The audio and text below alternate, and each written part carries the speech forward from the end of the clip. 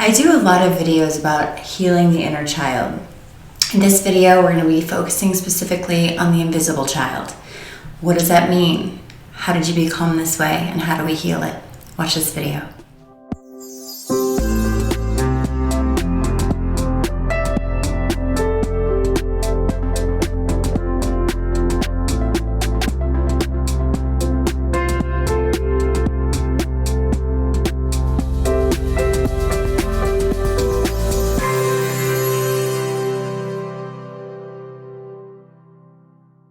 The invisible child is the child that wasn't allowed to have emotions. The child that, when having emotions and acting on behalf of how they felt, were made to be wrong or bad or evil or ignored.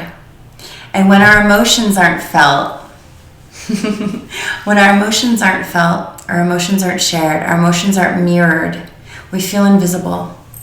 When we are not asked how we feel, we're not considered in how we feel. We're not sort of empathized with how we feel. We grow up feeling invisible, like we don't matter because our feelings didn't matter. So this plays out a lot in life. A lot of people create careers or go towards careers in life that make them feel seen. We are looking to be seen. We are looking to be heard and felt and verified as perceptual reality.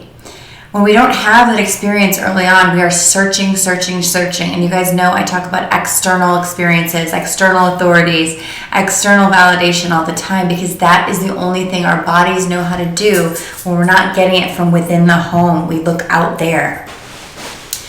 So by the way, when I talk about inner child work and I talk about the invisible child, the lost child, all those things, there is no blame game. I really truly feel that emotional wounds are genetic. I call it the emotional genetic imprint. What that looks like is if our parents didn't have what they needed, their parents didn't have what they needed, we're not going to get what we need. So there's this genetic emotional imprint that I believe many light workers and highly sensitive people are here to break and heal for the last time, that cycle of completion. And so what that looks like oftentimes is you have to look outside yourself to get that thing that you didn't get.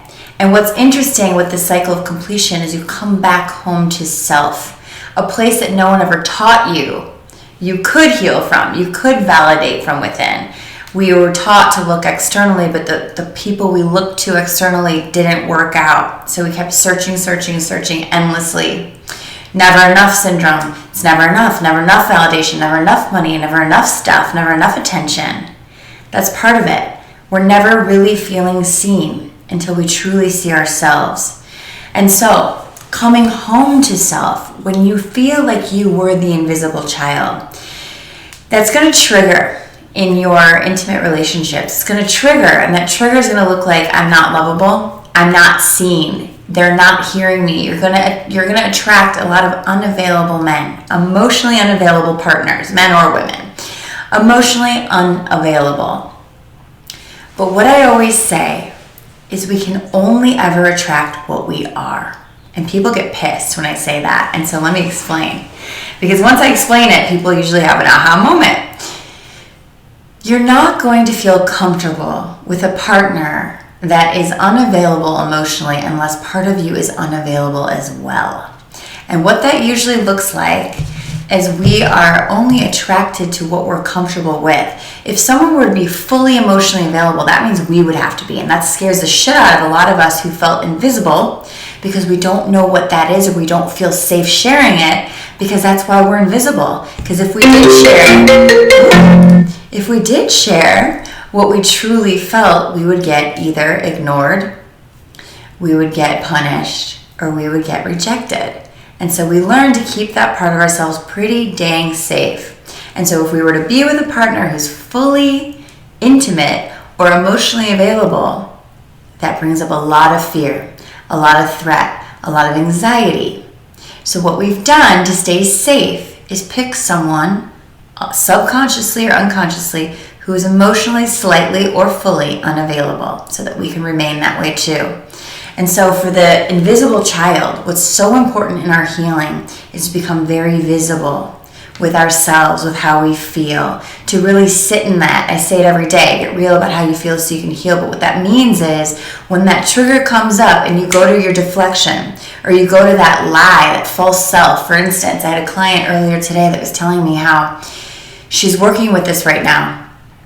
She's dating someone, and the person she's dating asked her if she'd like to come back to the house and hang out or go home. Her truth was she wanted to go back to the house, but she was so afraid that he was going to not want her there that she lied and wasn't honest with herself and didn't show her heart and vulnerability and said, nope, you know what, I'd rather go home. Kicked herself for 3 days about it because she's like, honestly, now I have anxiety. You have anxiety because you're not in your heart, you're in your fear. So how we start to really validate and see that part of ourselves that we're hiding, even to that intimate partner, even to that person, even to that parent, even to that child, even to that best friend, even to this self, is we look at that and we start acting on behalf of our truth. We start saying, you know, yeah, I do want to go hang out, actually watch a movie, whatever.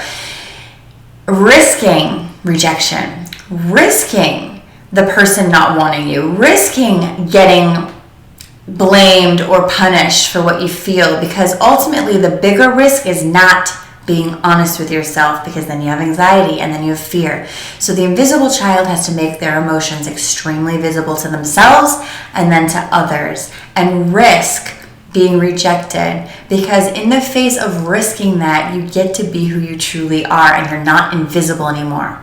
When you can be who you are and show it and show up as it, you feel seen, you feel heard, you may feel rejected, you may feel abandoned, but you're not abandoning yourself. And see, that's the thing we're all so afraid of. We're not afraid of other people really rejecting us or abandoning us. Honestly, the original wound, yes, but as we get older, no. What we're actually really afraid of when that fear response comes up is we're afraid that we're going to leave ourselves. We're afraid that we're going to lie and say something we don't really feel and act in a way that will be acceptable for them but not true for us.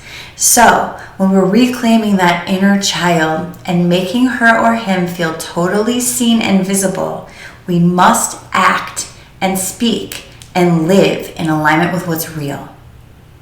So I hope you guys share this video if there's someone you think needs to hear it. I hope you subscribe if you're not already subscribed. Please check the links below for announcements, and have a beautiful week. Namaste.